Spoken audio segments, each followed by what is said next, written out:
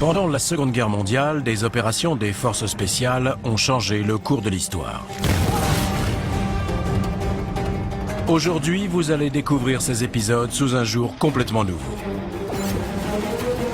En nous appuyant sur des animations graphiques, des analyses d'experts, des tests avec des armes et des explosifs, et sur les témoignages des hommes qui ont participé à ces missions, nous avons reconstitué minute par minute le déroulement de chaque opération.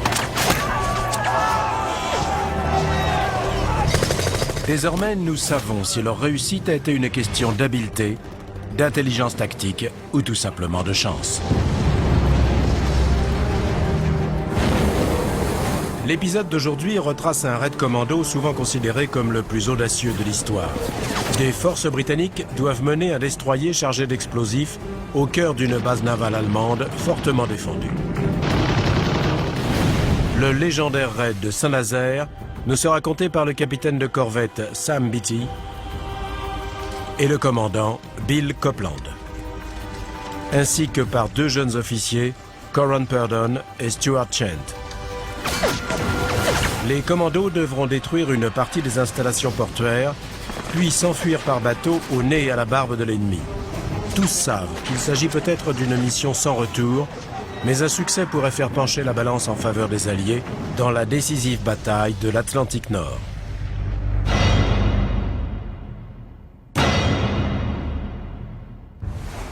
À 65 km de la côte française, une flottille britannique profite de l'obscurité pour faire route vers le port de Saint-Nazaire, occupé par les forces allemandes.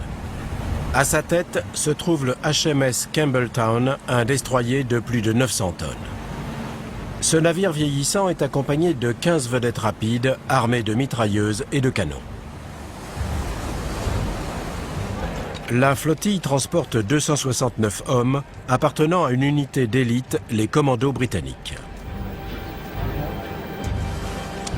Chacun sait que les heures à venir seront potentiellement déterminantes pour la suite du conflit. 2 ans et demi après le début de la guerre, l'Allemagne nazie domine l'Europe. Et dans l'Atlantique Nord, les combats navals font rage. Le destin de la Grande-Bretagne est en effet suspendu au convoi de ravitaillement affrété par son nouvel allié, les États-Unis. Or, l'Allemagne menace d'engager dans la bataille le fleuron de sa marine, le Tirpitz. Plus puissant encore que son navire jumeau, le célèbre Bismarck, l'énorme cuirassé risque de semer la terreur parmi les convois alliés. Néanmoins, la taille du navire pose à la marine allemande un dilemme, dont Saint-Nazaire est la clé.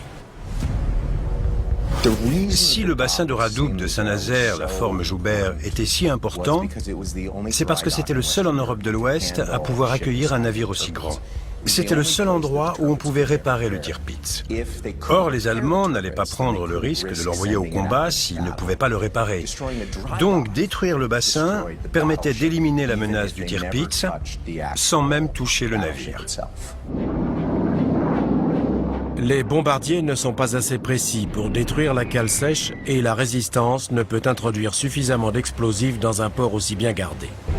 En conséquence, seul un raid commando par la mer peut réussir.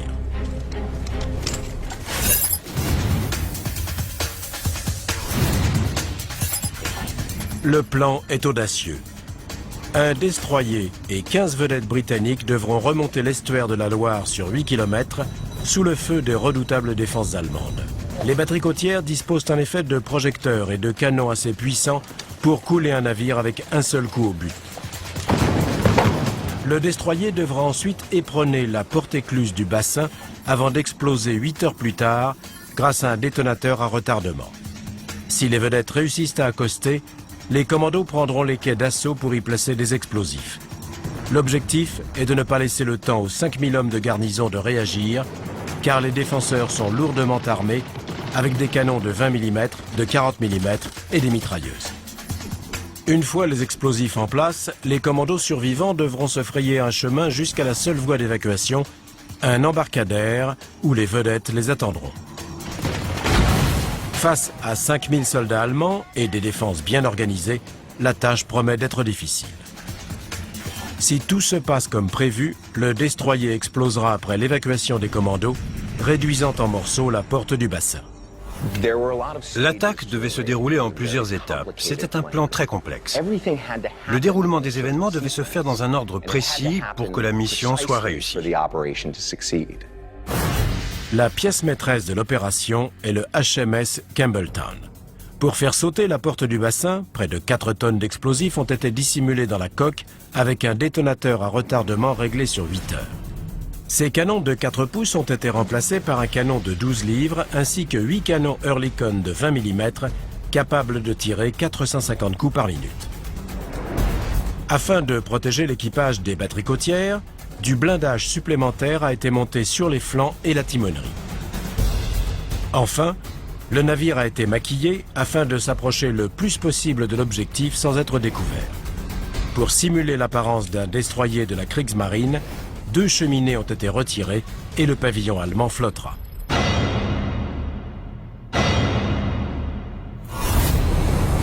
Le Campbelltown et le reste de la flottille pénètrent dans l'estuaire de la Loire. Le destroyer est commandé par le capitaine de corvette Sam Beatty, 43 ans. Pour sa première mission à la tête du navire, il va devoir éperonner une écluse au beau milieu d'un port ennemi. Heureusement, c'est un officier expérimenté, réputé pour son sang-froid. Le premier contact visuel avec l'ennemi s'est produit lorsque les projecteurs de la rive nord se sont mis en marche. Ils ont balayé vers le nord, puis le sud, passant juste devant les derniers navires. Le capitaine ne le sait que trop bien, toute aide sera la bienvenue. Et il scrute le ciel en attendant le bombardement de diversion. Juste à l'heure prévue, un bruit de moteur grossit et la RAF arrive au-dessus de Saint-Nazaire. Le bombardement, au début de l'opération, devait à la fois détourner l'attention et, dans l'idéal, causer suffisamment de dégâts pour occuper les Allemands, de façon à ce que pendant ce temps-là, ils ne remarquent pas l'attaque venant de la mer. Cependant, l'opération de diversion ne produit pas les résultats espérés. Un grand raid de 350 appareils avait été demandé, mais la RAF, refusant de se détourner de sa principale campagne de bombardement, n'en a envoyé que 60. De plus, d'épais nuages gênent la visibilité. Afin d'éviter trop de victimes civiles, les appareils britanniques ne larguent que quelques bombes, en espérant que cela suffise pour détourner l'attention des Allemands. Au lieu de cela, ce comportement inhabituel ne fait qu'éveiller leurs soupçons. Ce petit raid n'a pas distrait les Allemands. Il les a mis en alerte. Lorsque les 3 armes travaillent ensemble, les effets peuvent être dévastateurs. Mais ici, les rivalités au sein de l'armée et un manque de communication ont gravement compromis les chances de succès de l'opération. En passant au large de la station radar du Croisic, la flottille britannique échappe à la détection. Le prochain obstacle est un chenal peu profond où le Campbelltown risque de s'échouer à tout moment. Il y avait un seul accès au port qui était très surveillé par les Allemands. Mais les Britanniques avaient remarqué qu'à marée haute, un autre itinéraire était possible. Avec des navires légers ou spécialement allégés pour l'occasion, on pouvait passer au-dessus des bancs de sable et arriver à la cale sèche avec un angle différent. Tous les accessoires non indispensables ont été enlevés du Campbelltown pour l'alléger. Mais même avec une marée haute de printemps, tout va se jouer au centimètre près.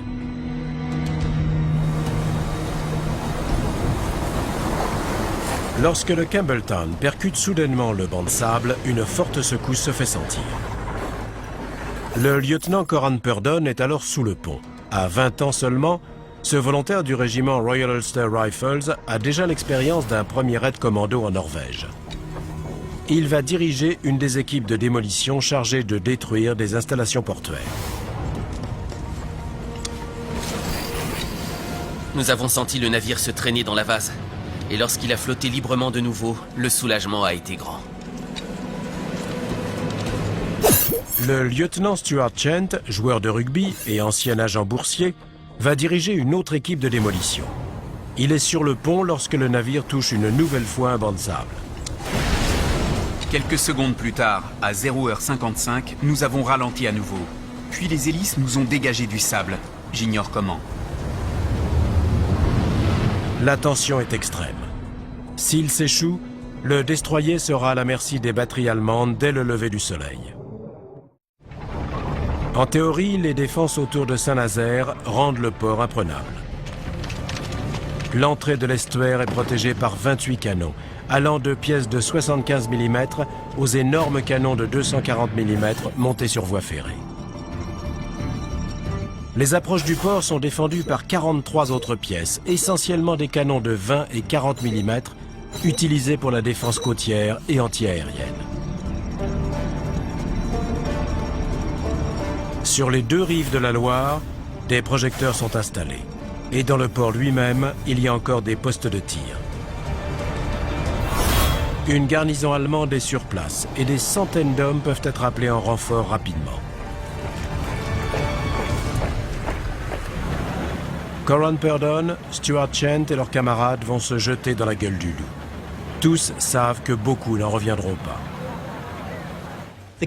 On leur avait dit que c'était une mission sans retour. Mais il y avait une telle camaraderie qu'ensemble, ils étaient prêts à affronter n'importe quelle situation. Un tel dévouement ne se trouve que dans des unités d'élite très soudées, comme les commandos. Bill Copeland, le commandant en second, est sur le pont avant du Campbelltown. À 44 ans, ce vétéran de la Première Guerre mondiale est le plus âgé des commandos participant à l'opération. Il scrute l'horizon à la recherche de tout signe d'activité ennemie. Sur le fleuve, le silence était total, mis à part le bruit des moteurs et le murmure de nos conversations. La flottille n'est plus qu'à 3,5 km de l'objectif. Lorsque tout à coup, d'autres projecteurs s'allument. Cette fois, le destroyer et les vedettes sont repérés. Cependant, les Allemands hésitent. Le Campbelltown a hissé un pavillon allemand.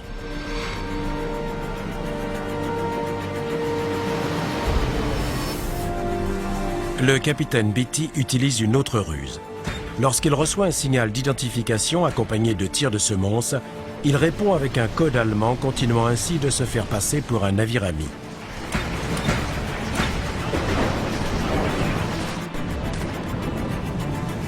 Chaque seconde gagnée pour s'approcher de l'objectif est précieuse.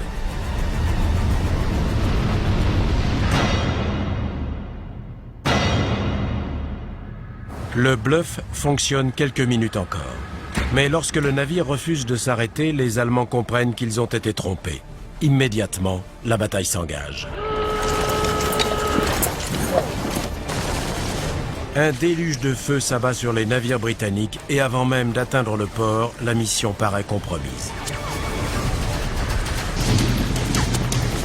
Tandis que les balles et obus ennemis volent de tous côtés, le capitaine Beatty fait affaler le pavillon allemand pour hisser le pavillon britannique. Puis la flottille ouvre le feu à son tour. Toutes les pièces du Campbelltown ont tiré dans la direction des projecteurs. Généralement, ceux-ci s'éteignaient, attendaient un peu, puis s'allumaient à nouveau. Bill Copeland, le vétéran de la Première Guerre mondiale, n'a jamais rien vu de tel. C'était comme si tous les canons du monde nous tiraient dessus. À l'arrière du navire, nos canons Oerlikon ont immédiatement répliqué. De conception suisse, les canons Oerlikon étaient largement utilisés par les marines américaines et britanniques pour la défense anti-aérienne. Leurs obus explosifs de 20 mm se montraient très efficaces contre des blindages légers. Face aux fortifications de Saint-Nazaire, en revanche, la puissance leur fait défaut. Pour la flottille britannique, c'est un handicap sérieux. Les commandos peuvent, eux, tirer 500 coups à la minute avec leur fusil mitrailleur Bren, l'arme d'appui standard de l'infanterie britannique durant la Seconde Guerre mondiale. Le fusil mitrailleur Bren est une très bonne arme, très robuste. Le chargeur a une forme caractéristique. On peut l'enlever facilement. Il est solide d'une capacité de 30 balles. Et on peut l'enclencher rapidement. Le seul défaut de cette arme, c'est peut-être qu'elle est trop précise.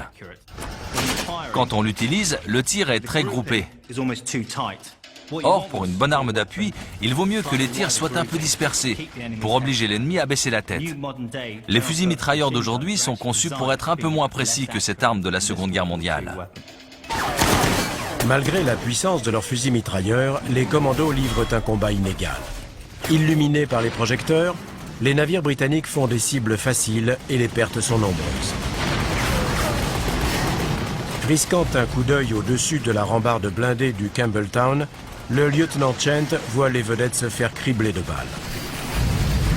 Derrière nous, des flammes s'élevaient sur le fleuve, là où nos vedettes livraient un combat désespéré pour survivre, face au feu écrasant des batteries allemandes.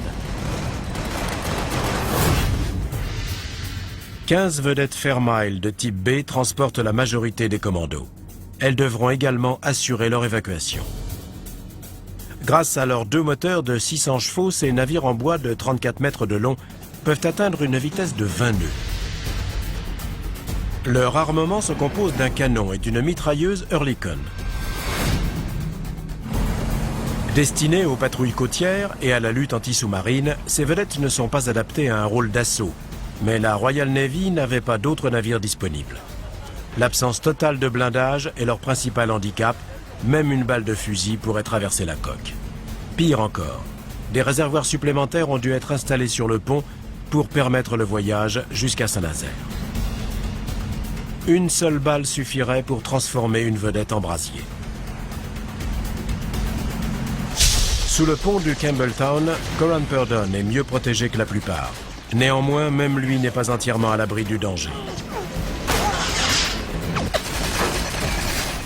Nous entendions le martèlement des balles et obus allemands contre la coque. Un obus porté au rouge a même traversé la pièce où nous étions assis, mais il a continué sa course sans exploser.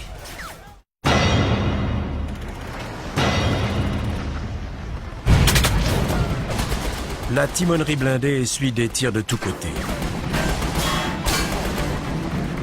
Le premier maître, Albert Wellstead, est tué à la barre. Quelques secondes plus tard, son remplaçant est touché à son tour.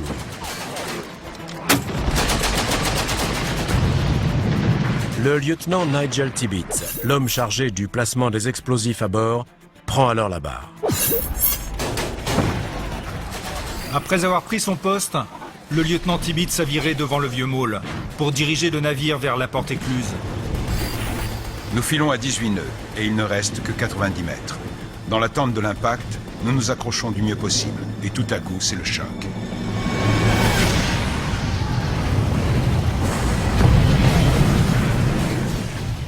Dans un bruit d'enfer, le navire s'est arrêté brutalement, sa proue encastrée dans la porte écluse. Grâce à une remarquable navigation, la première phase du raid est réussie. Un succès salué par une remarque laconique du capitaine. Nous y voilà, avec 4 minutes de retard. La Royal Navy a joué son rôle, c'est maintenant au commando britannique d'entrer en scène. Cette unité d'élite a été spécialement créée par Winston Churchill pour ce type d'opération. Le Premier ministre britannique voulait en effet mener des attaques éclairs contre la forteresse Europe, défendue par les troupes allemandes. Churchill, qui avait le sens de la formule, parlait d'opération Butcher and Bolt, c'est-à-dire massacrer et filer. Tous les commandos avaient dû se porter volontaires pour les forces spéciales et passer un processus de sélection rigoureux. Stuart Chant, ancien joueur du célèbre club de rugby des London Wasps, avait été retenu. Tous les hommes devaient savoir nager. Et comme nos unités n'avaient pas de transport, il fallait pouvoir parcourir de longues distances à pied. Le niveau demandé pour tous les grades était de 96 km en 24 heures, soit presque le double de l'infanterie normale. Nous étions également formés au maniement des explosifs, à la démolition et au combat à main nue.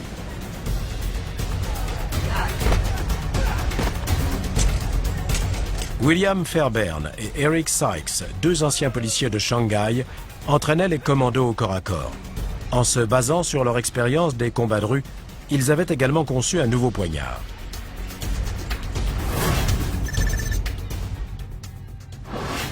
Le couteau de combat Fairbairn Sykes est emblématique des commandos britanniques. D'ailleurs, on le trouve encore aujourd'hui sur l'insigne de ces unités. C'est une lame magnifique, fine, conçue pour pénétrer profondément dans la cage thoracique et ressortir sans problème. Pendant des semaines, les commandos se sont entraînés au combat urbain de nuit ainsi qu'au placement de charges explosives. Pour ce raid, deux types d'équipes ont été constitués. Des spécialistes de la démolition comme Coran Purdon et Stuart Chent ont pour mission de détruire les infrastructures portuaires. Chaque homme portant une quarantaine de kilos d'explosifs dans un sac à dos, leur armement se limite à un pistolet Colt 45. Les autres commandos sont répartis en sections d'assaut chargées d'éliminer les défenseurs allemands et de protéger les équipes de démolition.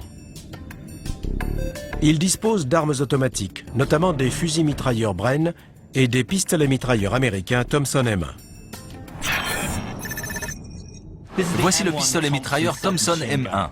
C'est une arme américaine. Vous l'avez probablement déjà vu dans les films de gangsters hollywoodiens sur la prohibition. Mais à l'époque, on utilisait plutôt des gros chargeurs camembert. Ces chargeurs contenaient 50 ou 100 coups. Le problème, c'est que l'arme avait tendance à s'enrayer et les balles restaient coincées dans le canon. Sur le champ de bataille, on ne peut pas se le permettre. Donc, pendant la guerre, on utilisait ces chargeurs verticaux qui contenaient 30 coups.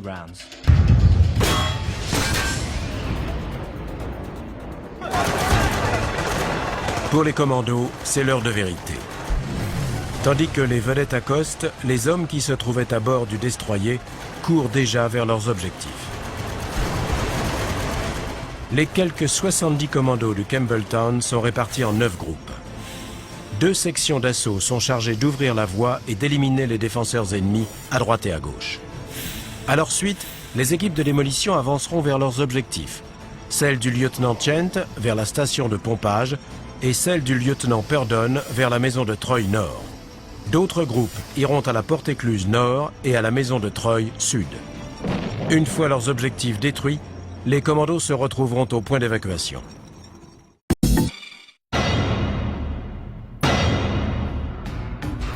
Rapidement, les sections d'assaut s'emparent des positions ennemies les plus proches, gagnant ainsi de précieuses minutes avant que les Allemands puissent se réorganiser. Le lieutenant Chent et son équipe de démolition ont la voie libre jusqu'à la station de pompage. Les machines permettant de vider et de remplir la cale sèche sont un objectif prioritaire, presque aussi important que la porte écluse elle-même.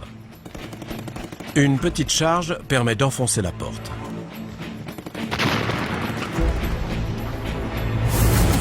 Blessé à la jambe, le lieutenant Chent doit faire preuve de prudence en descendant les marches menant à la cave.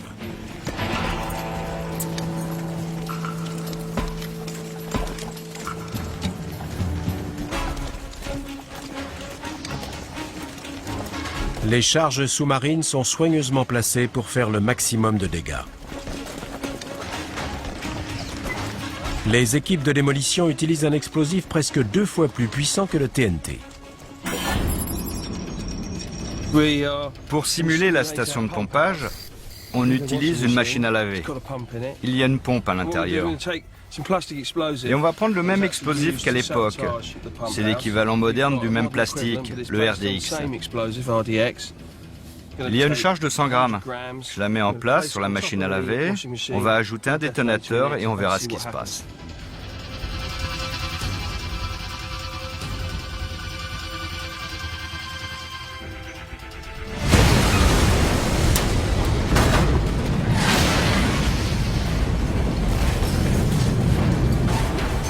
La charge était là. L'explosion a éventré la machine à laver qui est totalement détruite. C'est un explosif puissant, facile à utiliser et à transporter. Parfait pour une opération de sabotage.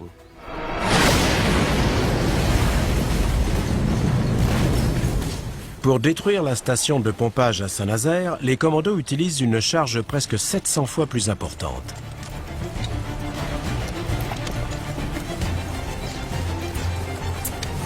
Stuart Chant allume un détonateur à mèche de 90 secondes.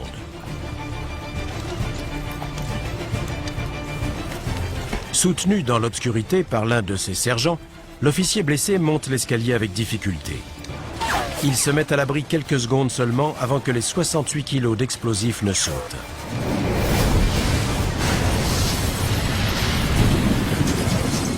Les pompes permettant de vider le bassin ne sont plus qu'un tas de ferraille. Pendant ce temps, les autres équipes de démolition placent leurs charges. Quant au capitaine Beatty et à l'équipage du Campbelltown, ils attendent d'être évacués par les vedettes. L'équipe du lieutenant Purdon, qui a le plus de chemin à parcourir, progresse vers son objectif, la maison de Troy Nord.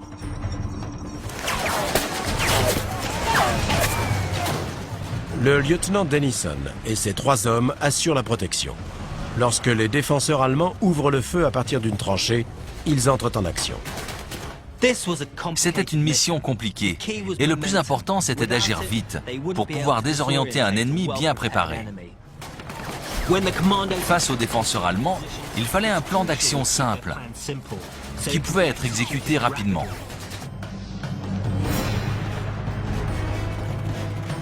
Couverts par les tirs du lieutenant, 2 commandos s'approchent suffisamment pour lancer des grenades, tuant ainsi tous les occupants de la tranchée.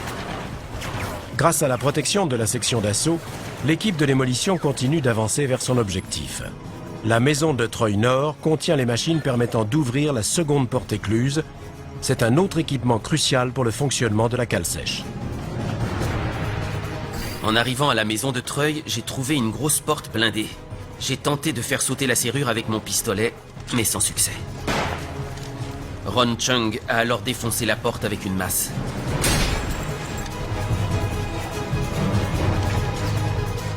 Après être entrés, nous avons mis les charges en place, suivant les gestes répétés 1000 fois.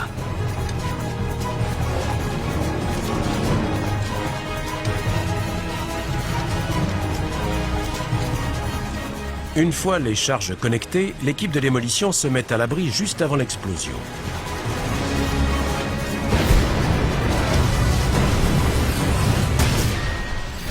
C'était spectaculaire. Le bâtiment entier a paru se soulever du sol, avant d'exploser et se désintégrer comme un château de cartes qui s'effondre. Le plan semble fonctionner parfaitement. Mais à l'autre bout du quai, les vedettes, le seul moyen d'évacuation, sont réduites en pièces par les tirs allemands.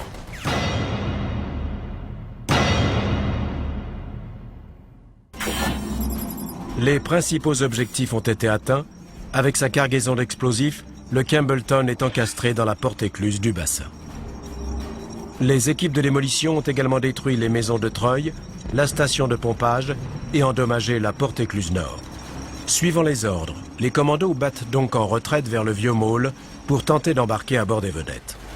Cependant, leur pire crainte se réalise, l'ennemi est partout et il semble n'y avoir aucune issue, mis à part la capture ou la mort. En battant en retraite, Coran Purdon et ses hommes essuient les tirs des défenseurs allemands. Dans la nuit illuminée par les projecteurs et la lueur des incendies, le bruit des détonations était assourdissant.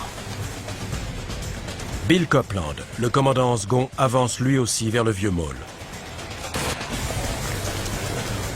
Alors que nous tentions de contourner les bâtiments, un mur de 3,50 m de haut nous a barré la route. Nous avions peu de temps et nous avons couru groupés, en restant le plus possible à couvert pour éviter les tirs de mitrailleuses. C'est dangereux comme tactique. Normalement, il faut éliminer les défenseurs au fur et à mesure.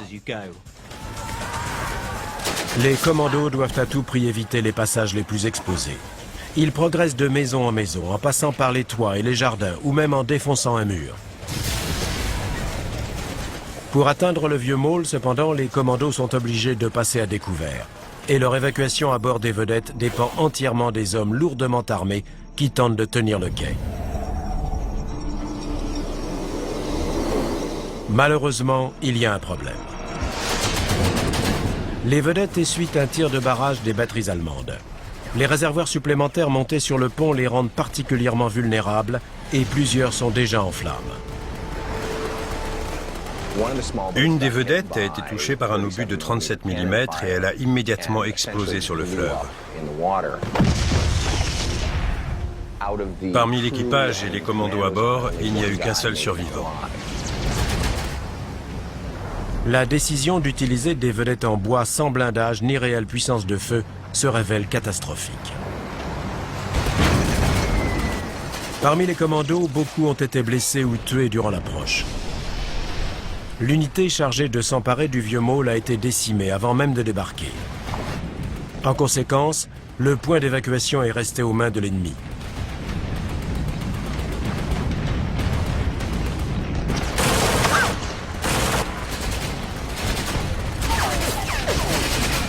Parmi les 6 bateaux qui devaient accoster au vieux môle, un seul a brièvement réussi avant d'être touché par des grenades et des tirs à courte portée.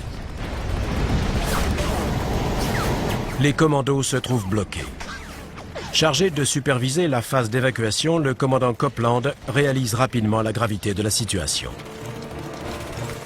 Les magnifiques vedettes vides que j'avais vues dans mon imagination n'étaient qu'un rêve. Sur les 14, la plupart ont coulé ou brûlé, dans la nuit illuminée par les nappes de carburant enflammées. En voyant les grosses colonnes de fumée et la lueur orange des explosions, nous avons compris qu'il n'y avait plus de navire pour nous ramener en Angleterre. À vrai dire, ce n'était pas vraiment une surprise.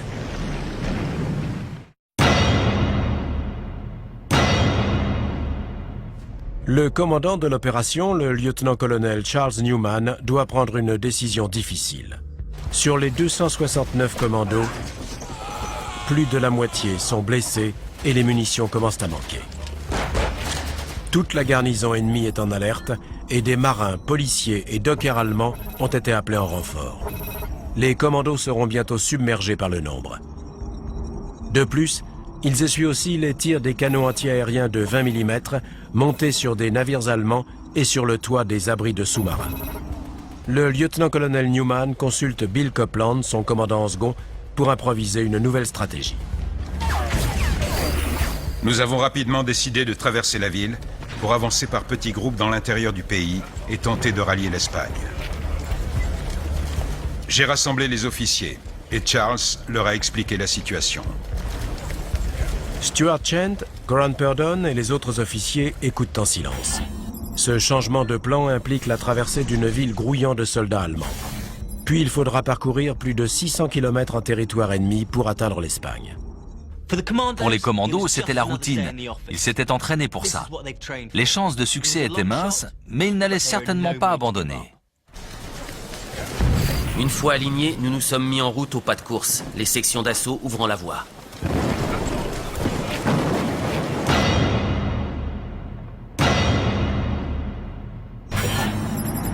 Tandis que les commandos se préparent à se frayer un chemin sur la Loire, les dernières vedettes repartent vers le large.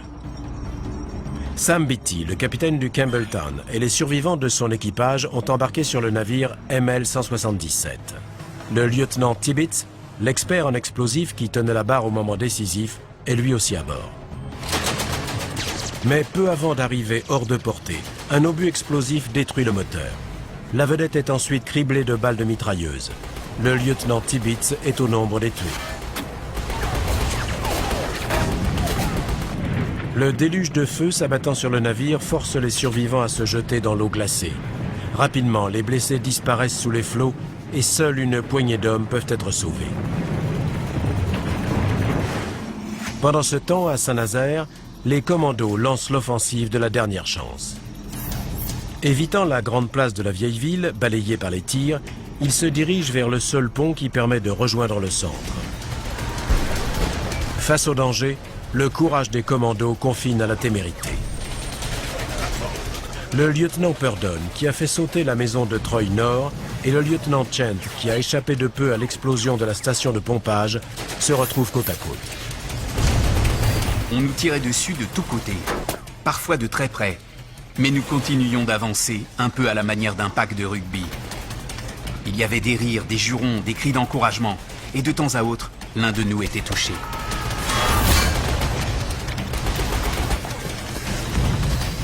Coran Purdon, qui me suivait, a trébuché sur un câble et il s'est étalé de tout son long à mes pieds. Nous avons éclaté de rire en l'aidant à se relever. Telle était l'ambiance parmi nous à cet instant. Malgré les rires, les tirs nourris des Allemands causent de nombreuses pertes. Stuart Chant reçoit une balle dans le genou. Continuer de courir ou même marcher m'était impossible et je me suis écroulé. Ron Butler, l'un de mes sergents, refusait de m'abandonner et il m'a porté avec le jeune Jimmy Brown. Réalisant que j'allais les ralentir, je leur ai ordonné de partir sans moi. Bill Copeland, Coran Purdon et les autres survivants se regroupent au pont menant au centre-ville. Pour cet assaut de la dernière chance, les commandos vont devoir parcourir plus de 60 mètres à découvert. Ils n'ont pas le temps de contourner les positions ennemies. Leur seule chance, c'est de foncer au milieu des défenseurs allemands jusqu'à la casemate au bout du pont. Tirer l'arme à la hanche, ce n'est pas très orthodoxe. Mais il n'y a pas le choix. Il faut aller vite et frapper fort. Un déluge de feu s'est abattu sur nous durant la traversée du pont. Les balles ricochaient sur les poutrelles et les pavés en sifflant. Bien que les mitrailleuses ennemies se déchaînent, la rive opposée est atteinte en quelques secondes. Le commandant Copeland s'arrête pour vider son chargeur dans la fente d'une casemate, puis les commandos se dispersent dans les rues de Saint-Nazaire. Nous nous sommes divisés en petits groupes. J'étais en compagnie du lieutenant-colonel Newman et du commandant Copeland. C'est alors qu'a commencé la grande course d'obstacles de Saint-Nazaire, par-dessus des murs et d'une maison à l'autre. L'aube approchant et les patrouilles ennemies ratissant les rues, les commandos se terrent dans la ville. Le plan est d'attendre le retour de l'obscurité pour tenter de gagner la campagne. Mais les mailles du filet se resserrent. Le commandant Copeland se cache avec 15 hommes dans une cave.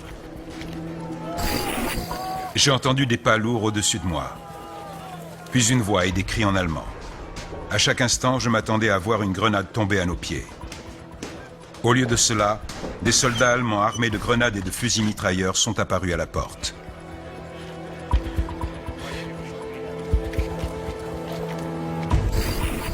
J'ai rejoint les hommes encore capables de marcher, qui formaient une file en montant les escaliers et dans la rue. Les uns après les autres, les petits groupes de commandos sont forcés de se rendre. Le bilan du raid semble catastrophique. Le destroyer qui devait porter le coup final n'a toujours pas explosé et la porte écluse du bassin n'est que légèrement endommagée.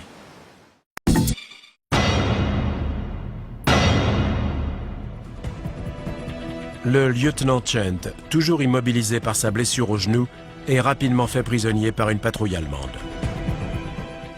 3 soldats allemands avec des uniformes noirs et des casques en acier se sont dirigés vers nous. Ils étaient hostiles et armés de pistolets mitrailleurs Schmeisser.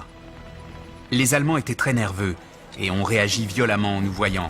Ils criaient et pointaient leurs armes vers nous.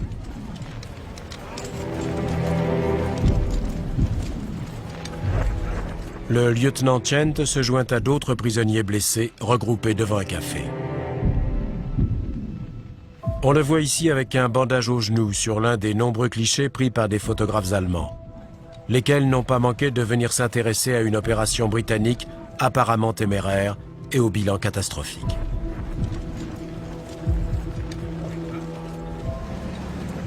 D'autres commandos et marins ont été repêchés dans la Loire. Parmi eux, le capitaine de corvette Beatty, dévêtu sous une couverture. Après la destruction de la vedette ML-177, il a été hissé à bord d'un torpilleur allemand. Les prisonniers ont tous la même question sur les lèvres, mais personne n'ose briser le silence. Pourquoi le Campbellton n'a-t-il pas explosé? Le destroyer n'a pas bougé. Sa proue contenant près de 4 tonnes d'amatol, un explosif plastique militaire, est toujours encastré dans la porte du bassin. Les charges auraient dû sauter il y a plus d'1 heure. Des officiers et techniciens allemands inspectent le navire et bientôt une foule de curieux s'assemble.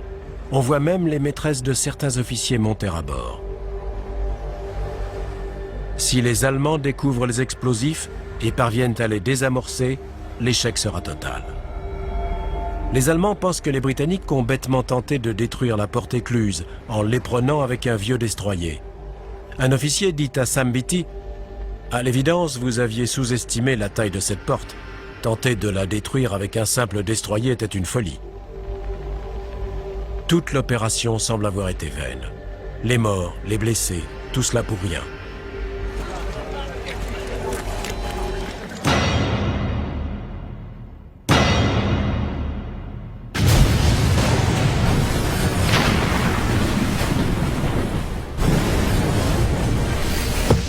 Le HMS Campbelltown a explosé dans un bruit de tonnerre.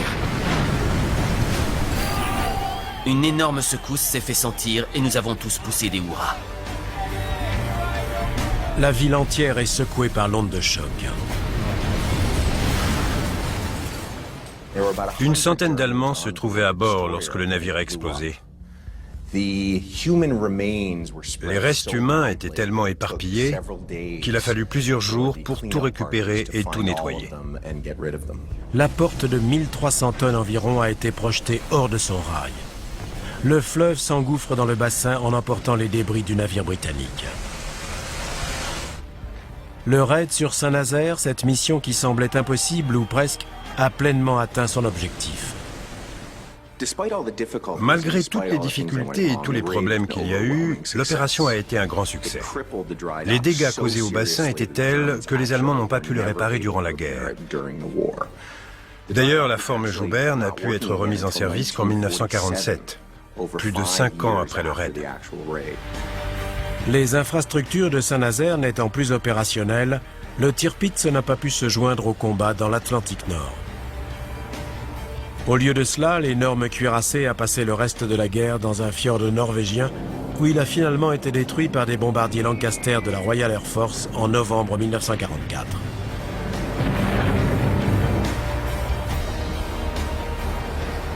Le succès de l'opération a cependant été chèrement acquis. Sur les 15 vedettes, seulement 3 ont pu échapper à l'enfer de Saint-Nazaire. Et sur les 600 hommes ayant participé à l'opération, les 2 tiers ont été tués ou faits prisonniers. Incroyablement, 5 commandos ont pu rejoindre le territoire espagnol avec l'aide de civils français. Ils ont ensuite embarqué à Gibraltar pour retourner en Angleterre.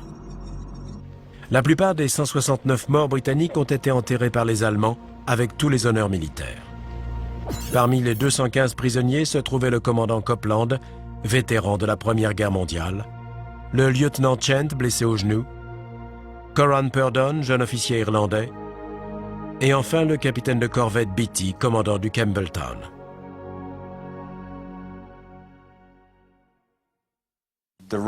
Certains disent que c'était le raid le plus audacieux de l'histoire, et il y a une part de vérité là-dedans.